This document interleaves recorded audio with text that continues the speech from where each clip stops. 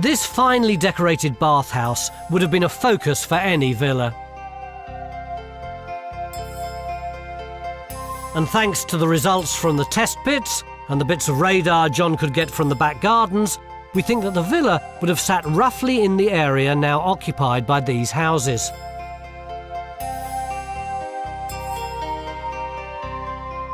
But truthfully, that's about it. We can't really say what the villa looked like or what its relationship is to the cemetery we've discovered. And yet most of us feel we've still learned more about Roman Littlington in 3 days than all the previous antiquarian excavations. We've got now a fantastic record. For the first time, where these walls actually are. For the first time, not just a rumour of a bathhouse and a couple of lines in a scrappy document. We've actually pinned down where the walls are, on what alignment they are. Nevertheless, goose, wild and chase are words which spring to my mind, although not necessarily in that order. I will admit there have been certain difficulties with pinning this one down. But that's partly the fault of following this antiquarian stuff. But importantly, we've been trying to tread in their steps. Just what is it that they saw? And I think we're now getting to grips with that. We're starting to see it properly as they saw it. They left no documents. You see, well, almost everyone thinks we've done better. I just can't get over this. We're all so smug and self-satisfied. There's nothing worse than a gang of modern-day self-righteous archaeologists banging on about the Beelzebubs sent down from Hades, who dug up and destroyed these sites a couple of 100 years ago. Along we come, these saints, the sun glazing on us from Apollo. We're so wonderful and perfect. What's going to happen in a couple of 100 years' time is that people are going to be looking at the kind of records we're churning out. GPS with what satellite? What, the one that burnt up in the atmosphere 150 years ago that we can no longer possibly calibrate? Oh, it's all recorded on this nice little bit of plastic.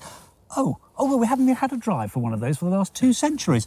At least with the antiquarians, you can read the words they wrote. What, and you don't think we're going to generate a documentary record that's more impressive than this? I'm sorry, not 200 years' time. That shows a complete lack of faith. We yes, have got...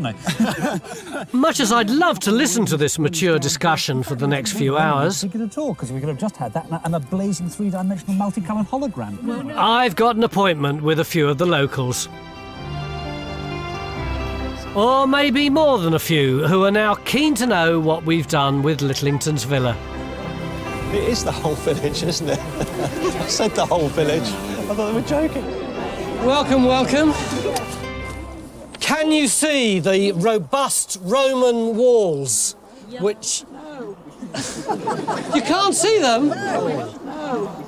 So you may think that the great villa of Littlington doesn't exist. But we'd like to show you something else. Come over this way. It's been a frustrating and at times an infuriating 3 days here, but at least the people of Littlington now know what was going on here almost 2,000 years ago.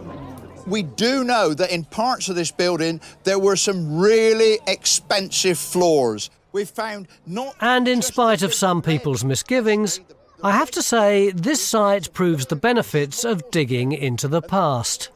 You do have a villa, we believe it's under there, and you have a bathhouse which hopefully generations of children will be able to visit and learn more about the Romans from. So, thanks ever so much for coming, and we had a good time. I hope you did too. Thank you. Hello, my name's John Gator. Time Team is fan-funded by Patreon. This vital support helps us to make new episodes.